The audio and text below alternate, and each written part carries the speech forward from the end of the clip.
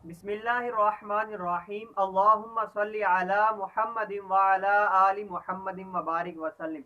जी नाज़रीन कराम, अस्सलामु अलैकुम व रहमतुल्लाहि व बरकातुहू। उम्मीद करता हूँ कि आप तमाम अहबाब खैरियत से होंगे। अल्लाह रब्बुल इज़्ज़त हम सब पे रहम व करम फरमाए। आज बात करते हैं कि नमाज जनाजा का सही तरीका क्या है और इसके जो मसाइल हैं उनके हवाले से। सबसे पहले तो आप ये जानिए कि नमाज जनाजा की नीयत कैसे की जाती है। अब नीयत का जो आसान तरीका है वो मैं आप लोगों के साथ शेयर करता हूँ। आपने नीयत करनी है कि 4 तकबीर नमाज जनाजा फर्ज कफाया सना अल्लाह ताला के लिए, दुरूद हुजूर अलैहिस्सलातु वस्सलाम के लिए और दुआ हाजिर मैयत के लिए और पीछे इस इमाम के अल्लाहु अकबर। अब ये जानिए कि नमाज जनाजा के अंदर 2 फर्ज हैं और 3 सुन्नत है। 2 फराइज में से एक फर्ज ये है कि 4 तकबीरें कहना और दूसरा फर्ज क़याम यानी खड़े होना। अब कोई शख्स बिला उज़र शरई बैठ कर अगर नमाज जनाजा अदा करेगा तो उसका जनाजा अदा नहीं होगा, क्योंकि जनाजा के अंदर क़याम करना, खड़े होना ये फर्ज है। अब 3 जो सुन्नतें हैं वो ये है कि सना पढ़ना, दुरूद शरीफ पढ़ना और मैयत के लिए जो है वो दुआ करना। अगर मैयत बालिग है तो बालिग की जो दुआ है वो पढ़ेंगे, और अगर मैयत जो है वो नाबालिग है या बच्ची छोटी है तो उनकी जो मुख्तलिफ दुआएं कुतुब में मनकूल हैं वो पढ़ी जाएंगी।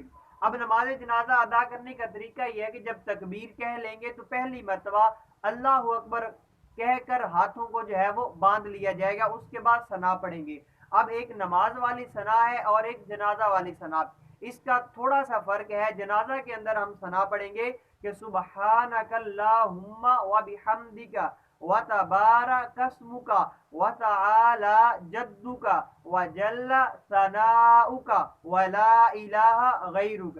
अब ये जो जनाजा वाली सना है इसके अंदर वजल्ला सनाउका, इसका जो है वो थोड़ा सा इजाफा करेंगे और इसके बाद दोबारा तकबीर कहकर। और हाँ, अब यहाँ ये बात याद रखें कि जब नमाज जनाजा अदा करना है तो सिर्फ पहली मर्तबा तकबीर कहते वक्त हाथों को उठाकर कानों तक लेकर जाना है। इसके बाद जो 3 तकबीरें कहेंगे उनमें सिर्फ आपने जुबान के साथ अल्लाह अकबर कहना है, वो भी इतनी आवाज के साथ कि आपके अपने कान जो है वो सुन सकें, और बाकी 3 तकबीरों में हाथों को नहीं उठाना। अब दूसरी तकबीर के बाद दुरूद शरीफ पढ़ेंगे, और अफजल ये है कि जो दुरूद पाक नमाज में दुरूद इब्राहिमी पढ़ा जाता है वही दुरूद पाक पढ़ा जाए। अब तीसरी तकबीर के बाद जो है वो दुआ करेंगे। अब वो मैयत के मुताबिक दुआ पढ़ेंगे। अगर तो मैयत बालिग है तो बालिग की दुआ पढ़ेंगे, अगर मैयत नाबालिग है, अगर लड़का है तो नाबालिग लड़के वाली दुआ पढ़ेंगे, अगर लड़की है तो नाबालिग लड़की वाली दुआ पढ़ेंगे।